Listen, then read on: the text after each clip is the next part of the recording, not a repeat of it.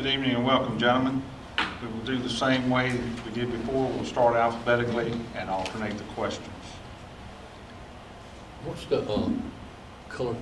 Yellow is when you've got 15 seconds seconds. left. Red is top. And now I'll put the red. Okay, thank you.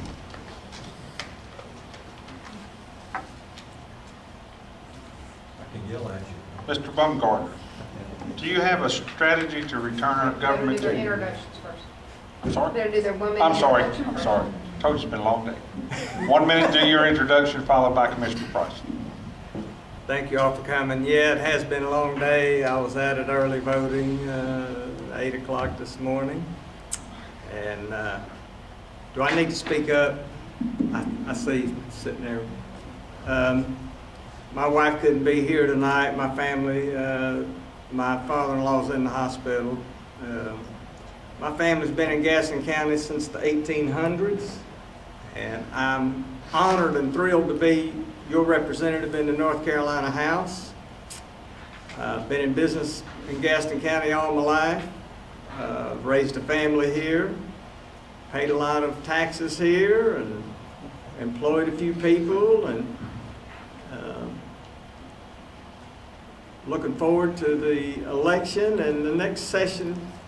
We've done some good things and we're going to continue on. I'm watching for you, your clock there. Okay. Commissioner Price. Thank you. I'd like to, first of all, thank the Tea Party for having this candidates forum tonight. I am Mickey Price. I am married to Terry Ford Price. I wasn't raised in Gaston County, but I married a young lady from Gaston County, from Cramerton. And in August, we'll be married 39 years. I have 2 grown children, Michael and Jennifer, and have 1 grandson, Declan, and he'll be coming in this weekend. I'm a member of Forest Point Church. I'm a graduate of the UNC School of Pharmacy. Served 2 years as the president of Pharmacy Alumni Association. I've served as 40 years as a pharmacist, 18 years as a pharmacy supervisor. 6 of those years I was in charge of 3 states. My wife and I served as co-presidents of Belmont Central School PTA. I've been on the Belmont City Council for 10 years. I was elected as a commissioner in 2000. I've been on the Gaston Family Health Services Board 14 years, Board of Health for 8 years, and the Hospital Board of Directors 12 years. I am pro-life, support the Second Amendment, support EDC and education. Good job.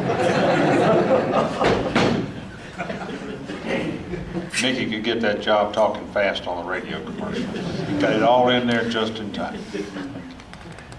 Starting with Representative Baumgartner, do you have a strategy to return our government to constitutional principles? If so, what would you do? We need to elect people that believe in the Constitution and are willing to stand up for it. I'm going to tell you, we have a group in Washington that is ignoring us and the Constitution. And thankfully, we have a group in the state of North Carolina that is not. We're following the Constitution and we're going to keep doing that. The silver lining that's coming out of this whole mess that got elected to run this country in 2008 is the states have been forced to stand up for themselves. And it's about time. We've been laying down for too long. We've been fat and happy and they've been sending us money and we've been taking it and letting them tell us what to do. And now we're in a hole. We have to make some decisions. We have to tell them, we don't want your money. We're going to decide for ourselves what our lives are going to be like. This thing going on in Nevada, tip of the iceberg. It could happen here. You heard about the militarization of local police forces. That's a dangerous road.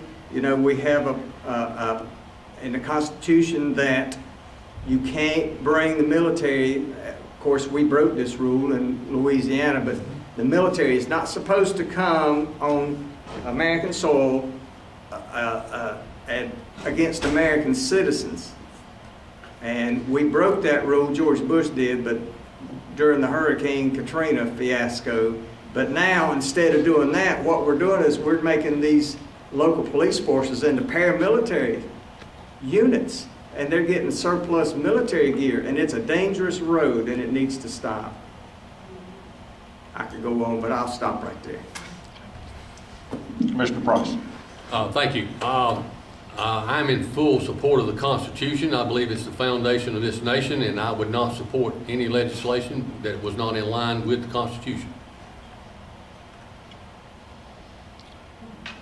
And Commissioner Price, question number 2, why are you seeking the office of state representative? I am seeking the office because of, as I mentioned, I've been a pharmacist for 40 years, and each and every day I go to work, I see the abuse and fraud in North Carolina Medicaid. I want to do something about Medicaid, and it is, every day I see it, and I just don't understand why it continues to grow as it's grown, and I want to go to Raleigh to overhaul Medicaid, to get new structure, pay more attention to fraud and abuse. Representative Baumgartner? I really want to do something about Medicaid. That's why I voted not to expand Medicaid in this state. That's why I voted in favor of drug-tested Medicaid recipients. If the people that work at the clinic have to pass a drug test to see Medicaid patients, then the Medicaid patients ought to have to pass the same test as the people that work at the clinic. And if they have a drug problem, then we as taxpayers are obligated to find out about it and do something about it, because we're pouring money down a hole that there's no bottom to it, and we got to stop that. And last year alone, we had a $400 million shortfall in Medicaid, in the Medicaid budget, part of the North Carolina budget. And if we had expanded it last year like a lot of people wanted to, it would have been twice that. We can't afford it. It's eating us up. $400 million happened to be the amount that would have given teachers and a whole lot of other state employees a pay raise. We didn't get to do that. We had to figure out what to do about Medicaid. So we're working on that. We're working on the next step of privatization of some of the components of Medicaid. We're working on that. We're working on a bill we hope we'll be able to bring forward in the short session that starts in about 3 weeks to do something about Medicaid. We know it's eating everybody's lunch. We know we can't afford it. We know we can't keep going like we've been doing. So nobody wants to fix it any more than I and the other members of the Republican caucus in the North Carolina House and the Senate for that matter. Okay, Representative Baumgartner, we'll start the next question with you. What makes you a better choice for North Carolina House District 109 representative than your opponent? Because I won't compromise my core principles and your core principles. I stand for you. Every vote I take, I sit there in that chair, and I don't take this lightly. I sit there in that chair and I got a red and a green button. And every time I vote, I think, what does the most good for the taxpayers and the voters in this district? What would they do if they were sitting here? Every bill that comes up, I weigh it in terms of, is this give people more or less freedom? Does this increase individual rights, or does it increase the government? Does it put more money in your pocket, or does it give the government more money? I don't vote to raise taxes, and I don't vote to grow government. I haven't, and I'm not going to. Mr. Price, next question. Same question. I believe that I'm a better choice because of my background, 40 years in the pharmacy business. I know the suggestions that I have and the rules that I want to put in place. I believe I can save the state of North Carolina millions of dollars if they'll just listen to my suggestions. I don't know that I would have voted any different on anything that Mr. Baumgartner voted on, except for Senate Bill 316. That bill has passed, and Mr. Baumgartner voted for it. That bill has cost the county, we voted on it this week as commissioners, $40,000 to extend our pretrial services. Next year, it's estimated that that bill will cost the county over $250,000.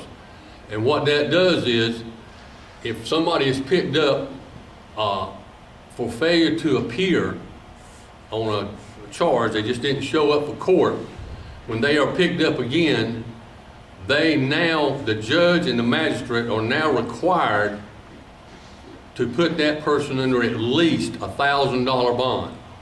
So it has caused overcrowding in our jail. It has caused our pretrial services to work 2 and 3 days longer, because in the first 3 months it was implemented, January, February, March, we had 329 more cases of people being in the jail just for failure to appear. So it's not, I think sometimes the decisions, me being a county commissioner for 14 years and being on a city council, sometimes I can see the insight to a bill that knows how it will affect the people back in the county and the citizens at the city level.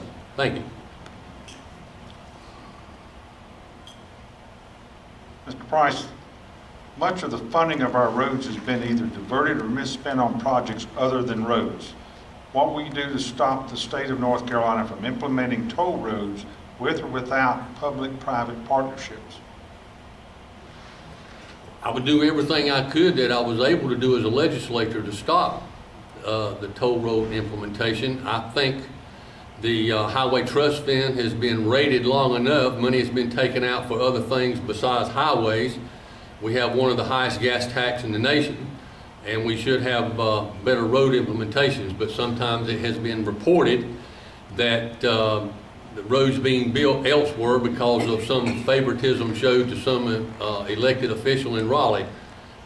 Can't prove that, don't know that, but I think the Highway Trust Fund money should be spent on roads, what the gasoline tax was intended for. Mr. Baumgartner?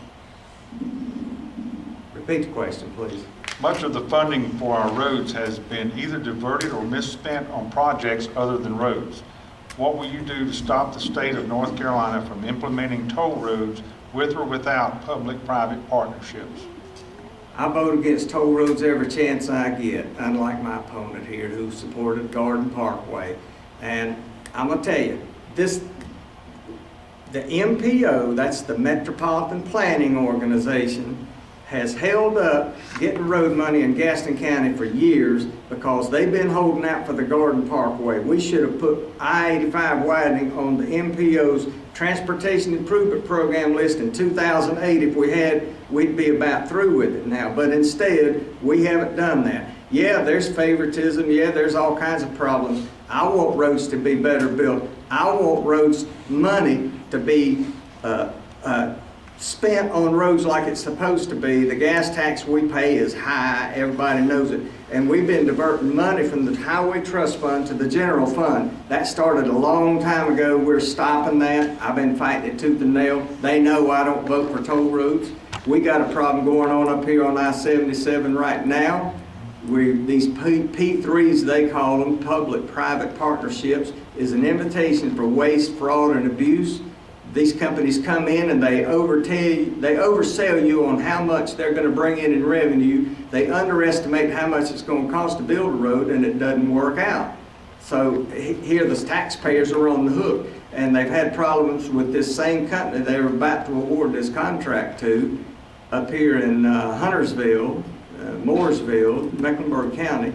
The company that's about to be awarded that contract has problems in Texas and Indiana right now. They're $2.5 billion in arrears to the state of Indiana. You think I'm going to support that kind of stuff? I'm fighting them tooth and nail. I'm on the Transportation Committee. I mean to do something about this. I'm fighting for you. I want to reduce the gas tax. I think we make it up in revenue because everybody drives through our state and goes to South Carolina or Tennessee or Virginia to buy gas. I'll stop right there. Mr. Baumgartner, what will you do to stop the implementation of vehicle mileage taxes? That's not going to happen in this state. Nobody that I serve, well, I can't say nobody, but I'm going to tell you, the general consensus, the overwhelming majority of the people I serve with say there is no way we're going to support that. That's a trial balloon that was floated by a think tank. I don't know who put them up to it. I don't know why they're doing this. How would you implement such a thing? How are you going to keep up with whether somebody who works driving a lot and travels doing sales in other states, how are you going to keep up with where they drive? How are you going to keep up with people that drive through our state that are in other states? It's a logistical nightmare. It's Big Brother. Y'all saw the thing in the paper this week. No, no, no, it's not going to happen. I'm going to do everything I can to keep anything like that from ever coming here. Mr. Price, same question. Vote no.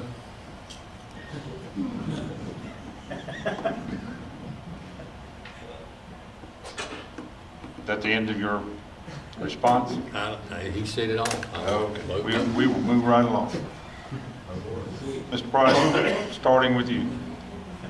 The North Carolina Department of Education has adopted Common Core through federal Race to the Top funding. Common Core is unpopular and is a one-size-fits-all program. What will you do to rid our state of this federal takeover of the curriculum of our schools? If I get the chance to go to Raleigh, I would support legislation to get North Carolina out of Common Core. I think North Carolina should be in charge of its own education, and if we are lagging behind a certain state in math, science, or something, then it's up to us to get our education system up and running and catch and surpass everybody we can. Mr. Baumgartner, same question. We're gonna get rid of Common Core. I'm gonna do all I can. I'm on the Education Committee. One day I was in there and we had brushed on that a little bit, and June Atkinson, who is the head of the DPI, Department of Public Instruction, we were having a meeting. I looked around, she's gone, and I went out the side door that day for whatever reason. I never go out the side door. Guess who's out there in front of a TV camera doing an interview? She was, back Common Core. We won't get rid of Common Core. It's big brother government, top down, central planning, Washington telling us what to do. We need to decide for ourselves. We spend 56% of our state budget on education. If that's not enough, how much do we have to spend? It's what we're spending it on and how we're spending it. And they've got a huge building up there in Raleigh between the legislative building and the legislative office building that's as big as those two buildings put together. It's a big old pink building over here called the Department of Public Instruction. And it's got an army of people. I don't know how many floors it's got, but it's a huge building. It's full of people. That's where a lot of our education money is going. I'll stop. We'll start the next question with you, Mr. Baumgartner. Okay. At this time, Duke Energy is being permitted to install smart meters with surveillance technology and time of use capability on residences and businesses within our state.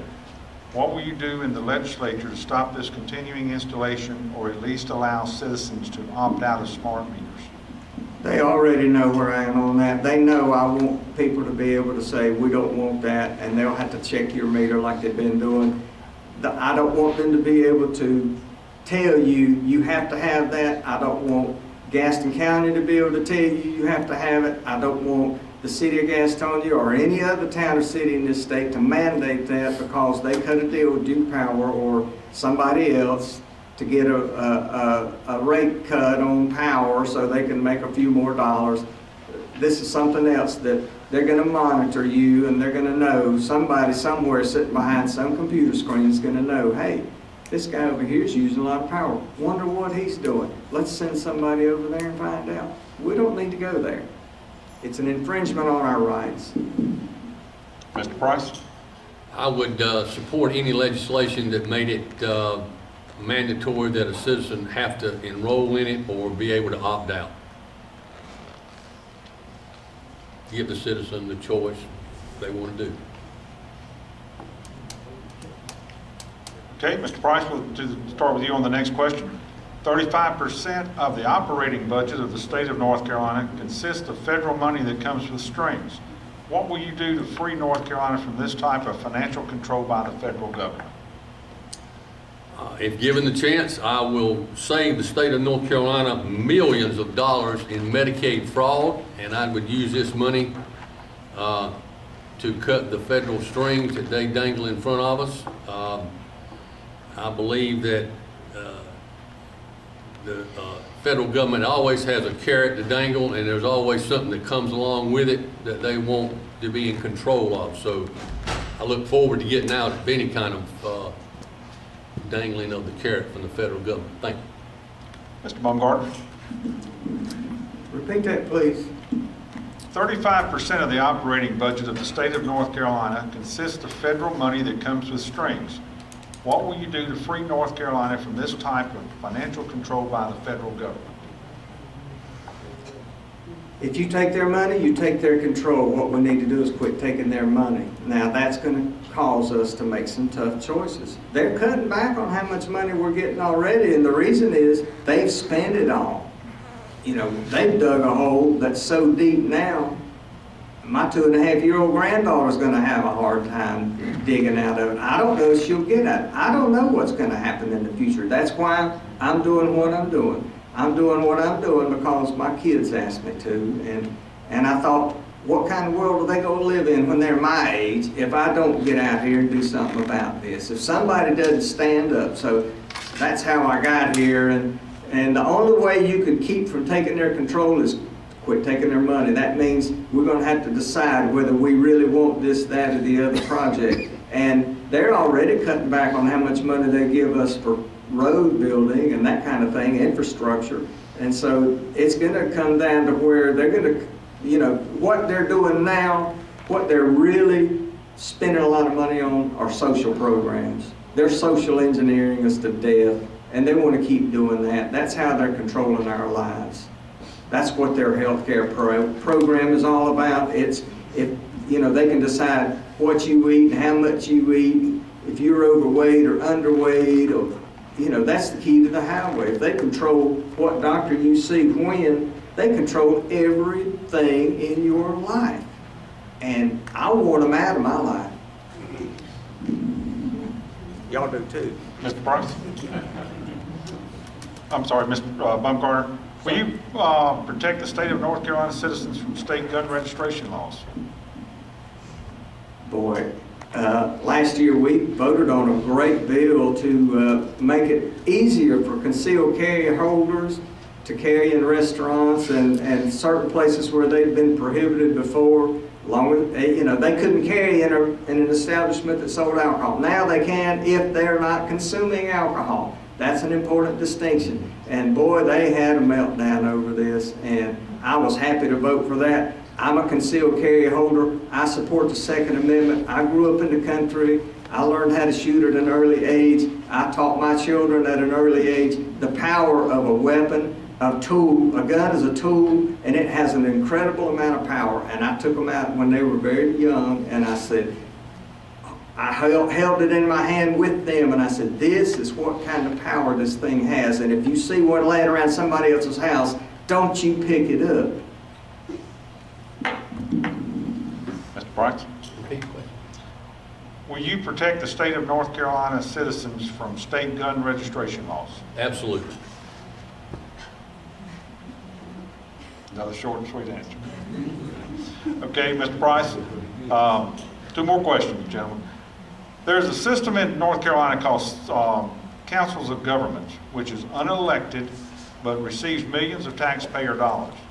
They are not accountable to the voters. What is your opinion of this, and what would you do to rid this state of that type of unaccountable spending? What I would do, I would try to convince other legislatures that people, given the chance, can get along without having the Council of Governments on their funding list. The Council of Governments does do some good things for very small cities and small county governments, acting as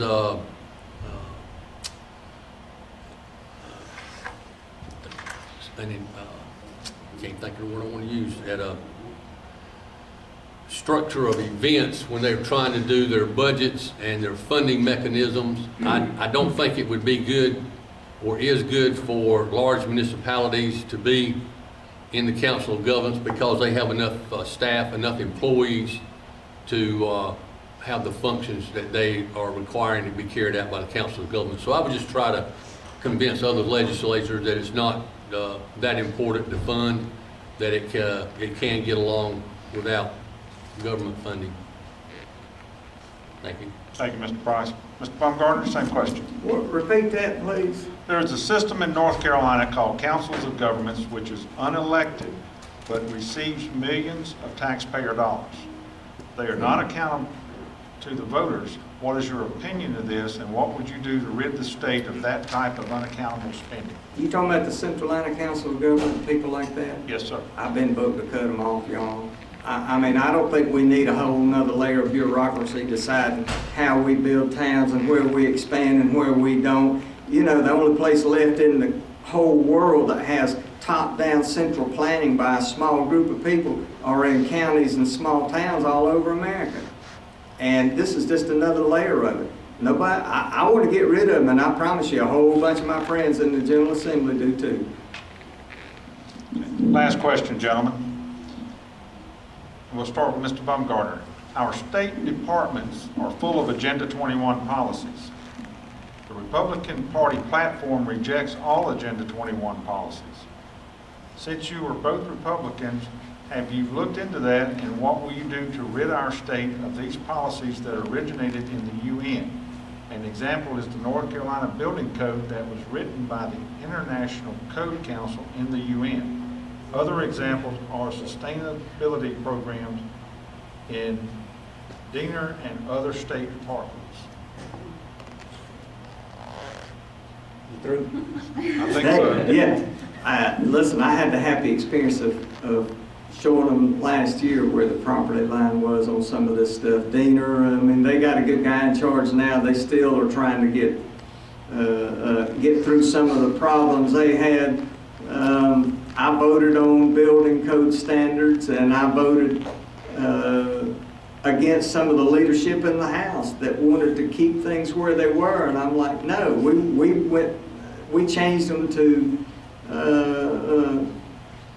we changed some of the standards, and the people that wanted to keep the status quo weren't happy about it because the power companies and the insulation companies and the steel companies, they want to keep changing it. We changed the length of time between changing the building codes for one thing, because they come in and change the codes every 4 years, and all of a sudden builders are building buildings to suit governments, to suit the city or the county instead of their customers. That was one thing we did. But Agenda 21, it's being rolled back slowly but surely everywhere, and I want to get rid of it quicker. Doing all I can to get rid of that. Mr. Price, same question. Thank you. The Board of Commissioners has voted against Agenda 21 items, and we have made it clear to those individuals who are promoting regionalism that if we want to get in on a project, let us know about the project, and if we think it's worthwhile, we'll get in. But we have voted against all Agenda 21 propaganda, and I can thank Ms. Cheryl Pass for keeping me up to date on those items. Thank you, gentlemen. That concludes the question portion. We'll give you 2 minutes each for closing statements, and we'll start with Mr. Price. Thank you. Again, thank you for the opportunity to be here tonight, and thank you all for coming to try to be better informed. Since being a commissioner, I have made some decisions each and every year, and I've made some as a city council in Belmont, and some of those decisions in Belmont has led that city to be the prosperous place that it is today. Since 2009, the legislature has deprived Gaston County of $12,538,152 of lottery money.